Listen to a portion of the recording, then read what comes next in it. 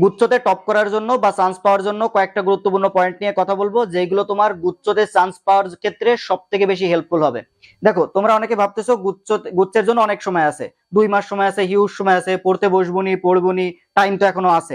দেখো, গুচ্ছের জন্য এখনো তোমার হাতে 2 মাস সময় আছে। ওকে, তোমরা ভাবতেছো যে টাইম অনেক আছে। এখন তোমার এই টাইম তুমি দেখতে দেখতে চলে যাবে, কোন দিক দিয়ে যে টাইম যাবে তুমি বুঝতেই পারবা না। তোমার সামনে ইলেকশন আছে, তারপরে রমজান আছে, তারপরে তোমার হচ্ছে যে ঈদ যাবে। তো কোন দিক দিয়ে তোমার টাইম যাবে তুমি কিন্তু বুঝতেই পারবে না, তোমার টাইম কিন্তু চলে যাবে। এখন দেখো, গুচ্ছের জন্য 2 মাস টাইম আছে, তার মানে গুচ্ছের প্রশ্ন প্যাটার্ন যে একেবারে সহজ হবে না, এটা এটা তুমি শিওর থাকো। গুচ্ছের প্রশ্ন প্যাটার্ন একেবারে সহজ হবে না তোমার। গুচ্ছের যদি আগের বছরের প্রশ্ন দেখো বা তুমি তার আগের বছরের প্রশ্ন দেখো, দেখবে যে গুচ্ছ মানে দুইটা টপিক থেকে প্রশ্ন মানে সহজ করে, আর একটা টপিক থেকে প্রশ্ন কঠিন করে, মানে দুইটা সাবজেক্ট থেকে সহজ করে আর একটা সাবজেক্ট থেকে কঠিন করে। মানে তুমি যদি আমি যদি মানে গুচ্ছতে বাংলা ইংলিশ সাধারণ জ্ঞান 3টা সাবজেক্ট থেকে প্রশ্ন আসে, তুমি যদি এর আগের বছরের প্রশ্ন দেখো, সেখানে দেখবা যে গুচ্ছতে তোমার বাংলা মোটামুটি সহজ করে, প্রতি বছর বাংলা সহজ করে। বাংলা তোমার বাংলা এইচএসসি বোর্ড বই থেকে তোমার বেশিরভাগ প্রশ্ন করে, আর ব্যাকরণ থেকে প্রশ্ন করে, ব্যাকরণ সহজ আসে। তারপরে তোমার হচ্ছে যে মোটামুটি কিছু বিরোচন অংশ থেকে প্রশ্ন করে, বিরোচন সহজ আসে। এটা বাংলা নিয়ে প্যারা হয় না, কোন স্টুডেন্টের বাংলায় মোটামুটি ভালো নাম্বার তুলতে পারে। কিন্তু সমস্যা হয় তোমার যে ইংরেজি বা জিকের ক্ষেত্রে। হ্যাঁ, জিকের ক্ষেত্রে মৌলিক জিকে আছে, তারপরে তোমার ইংরেজি ক্ষেত্রে এর আগের বছরের প্রশ্ন যদি তুমি দেখো, সেখানে তোমার গ্রামাটিক্যাল প্রশ্ন খুব কম করেছে, বেশিরভাগই তোমার ভোকাবুলারি বেসড কোশ্চেন। হ্যাঁ, বেশিরভাগই ভোকাবুলারি বেসড কোশ্চেন, আর কোশ্চেন মোটামুটি এর আগের বার ইংরেজি ভালোই কঠিন করেছে।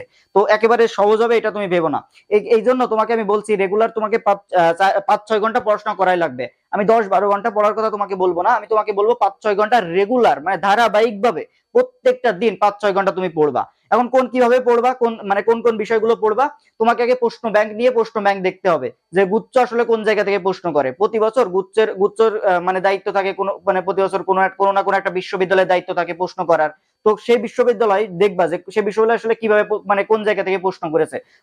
গুচ্ছের প্রশ্ন আগে বুঝবা তুমি। হ্যাঁ, প্রথমে বুঝবা, বুঝে তুমি ওই প্রশ্ন বুঝে তুমি তোমার মানে একটা আইডিয়া হয়ে যাবে, তারপরে তুমি তোমার অ্যাডমিশনের বই থেকে পড়বা। তুমি আগে আইডিয়া মানে ধারণা নিবা যে গুচ্ছ আসলে কোন জায়গা থেকে প্রশ্ন করে, সেটা তুমি বুঝবা, বুঝে তুমি তোমার অ্যাডমিশনের বই থেকে পড়ে ফেলবা। তো এই তো তোমার মোটামুটি গুচ্ছের প্রশ্ন ব্যাংক দেখতে হবে। এরপরে ভাইয়া মৌলিক জিকে কোন জায়গা থেকে পড়বো, মৌলিক জিকে পড়বো কিনা, মৌলিক জিকে আসবে কিনা। তুমি মৌলিক জিকে নিয়ে অনেকে কনফিউশনে আছো। এখন দেখো, মৌলিক জিকে আসবে কিনা একমাত্র যিনি প্রশ্ন করবেন তিনিই জানেন। মৌলিক জিকে আসবে কিনা যিনি প্রশ্ন করবেন তিনিই জানেন। এর আগের বছর মৌলিক জিকে থেকে প্রশ্ন আসে নাই, 2-3টা প্রশ্ন এসছে, কিন্তু বাকিগুলো তোমার হচ্ছে যে সাধারণ নর্মাল জিকে থেকে প্রশ্ন এসছে। এখন তোমার মৌলিক জিকে কোন জায়গা থেকে পড়বা, মৌলিক জিকে কোন জায়গা থেকে পড়তে হবে তোমাকে, আমি তোমাকে বলি ভাই, মৌলিক জিকের জন্য যদি তুমি আমি তোমাকে বলি, তোমাদের অনেকে বলছে মৌলিক জিকে আসবে না বা মৌলিক জিকে আসতে পারে কিনা। দেখো, মৌলিক জিকে যদি বাই চান্স তোমার দিয়ে দেয়, বাই চান্স তোমার মৌলিক জিকে দিয়ে দিল, তখন তুমি কি করবা। তোমরা অনেকে ভাবতেছো মৌলিক জিকে আসবে না, পড়বো না, বাই চান্স যদি দিয়ে দেয় তখন তুমি কি করবা। মৌলিক জিকে থেকে না দিলে তো না দিলেও প্যারা নেই, মৌলিক জিকে যদি দিয়ে দেয় তখন তুমি কি করবা। এজন্য রেগুলার তোমাকে 40-45 মিনিট মৌলিক জিকে পড়তে হবে। রেগুলার তুমি 40-45 মিনিট মৌলিক জিকে পড়বা। এবং তোমাকে আমি বলি মৌলিক জিকে কোন জায়গা থেকে পড়বা। হ্যাঁ, তোমার যে মৌলিক জিকের জন্য, মৌলিক জিকে আসলে কি, মৌলিক জিকে তোমার ওই যে তোমার ইন্টারমিডিয়েটে তোমার হচ্ছে যে পৌরনীতি, অর্থনীতি, সমাজবিজ্ঞান, তারপরে যুক্তিবিদ্যা, আইসিটি, তারপরে তোমার হচ্ছে যে ইতিহাস, ইসলামের ইতিহাস, এগুলো থেকে তোমার প্রশ্ন আসে। তো এইগুলো তোমার বোর্ড বই, যে বোর্ড বই ছিল না তোমার পৌরনীতি, বোর্ড বইয়ের কথাই ধরো, অধ্যায়ের পিছনে দেখবা কিছু বোর্ড কোশ্চিন আছে, এগুলো ভালোভাবে পড়বা। অধ্যায়ের পিছনে কিছু বোর্ড কোশ্চিন আছে, এগুলো ভালোভাবে পড়বা। এগুলো পড়লেই তোমার এনাফ। এবং তোমার মৌলিক জিকের কিছু কিছু বিষয় তোমার ওই অ্যাডমিশনের বইতে ইনক্লুড থাকে। যেমন তোমার আমি যদি বলি যে তোমার হচ্ছে যে আমি যদি তোমার উপজাতি টপিকটার কথা যদি আমি বলি। হ্যাঁ, তোমার সমাজবিজ্ঞানের একটা দ্বিতীয় পত্রের একটা টপিক হচ্ছে উপজাতি, সমাজবিজ্ঞানের দ্বিতীয় পত্রের একটা টপিক হচ্ছে উপজাতি। উপজাতি টপিকটা কিন্তু তোমার ওই মৌলিক জিকের বইয়ের ভিতরে মানে তোমার অ্যাডমিশনের যে বই আছে না, নরমাল বই, ওই বইয়ের মধ্যে রয়েছে। তারপরে তোমার আমি যদি বলি যে তোমার হচ্ছে সংবিধান, পৌরনীতি দ্বিতীয় পত্রের একটা টপিক হচ্ছে সংবিধানের কিছু কিছু মানে সংবিধানের টপিক হয় তোমার এই তোমার অ্যাডমিশনের বইয়ের ভিতর রয়েছে, মানে সাধারণ জ্ঞানের অ্যাডমিশনের বইয়ের ভিতর রয়েছে। তারপরে তোমার মুক্তিযুদ্ধ, তারপরে ব্রিটিশ আমল, পাকিস্তান আমল, পৌরনীতির বিষয়, এগুলো তোমার অ্যাডমিশনের বইতে রয়েছে। তারপরে তোমার প্রথম বিশ্বযুদ্ধ, দ্বিতীয় বিশ্বযুদ্ধ, তারপরে রুশ বিপ্লব, ফরাসি বিপ্লব, তারপরে তোমার আন্তর্জাতিক সংস্থা, জাতিসংঘ, এগুলো তোমার অ্যাডমিশনের বইতে রয়েছে। এগুলো কিন্তু ইতিহাসের টপিক। কোন টপিক? ইতিহাসের টপিক। এগুলো তোমার অ্যাডমিশনের ভিতরে রয়েছে। অ্যাডমিশনের ভিতরে কিছু আইসিটির টপিক রয়েছে। অ্যাডমিশনের ভিতরে কিছু তোমার তোমার হচ্ছে যে অর্থনীতির টপিক রয়েছে, তো এইগুলো ভালোভাবে তোমাকে পড়তে হবে। এই টপিক গুলো তোমার ভালোভাবে পড়তে হবে। তো অ্যাডমিশনের বইটা যদি তুমি ভালোভাবে পড়ে ফেলো তাহলে মানে ম্যাক্সিমাম তোমার মৌলিক জিকে কভার হয়ে যাবে। আর মৌলিক জিকের জন্য তোমার ওই বোর্ড বইয়ের পিছনের বোর্ড কোশ্চেন গুলো পড়লে এনাফ। এই তো মোটামুটি তোমাকে মৌলিক জিকে গেল।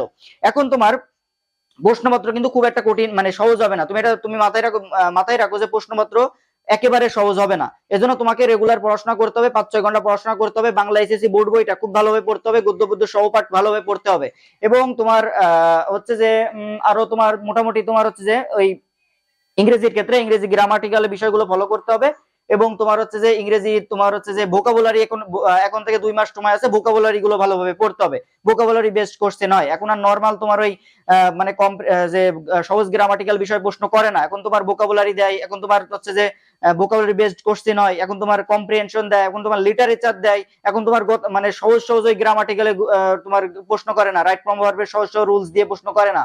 প্রশ্ন করলেও তোমার ওই কঠিন কঠিন রুলস দিয়ে প্রশ্ন করে বা ঘোরানো পেছানো থাকে প্রশ্নের মধ্যে। এজন্য তোমাকে এখন থেকে প্রিপারেশন নিতে হবে ভাই। 5-6 ঘন্টা রেগুলার যদি পড়তে পারো, গ্যারান্টি তোমাকে আমি দিচ্ছি তুমি টপ করতে পারবা।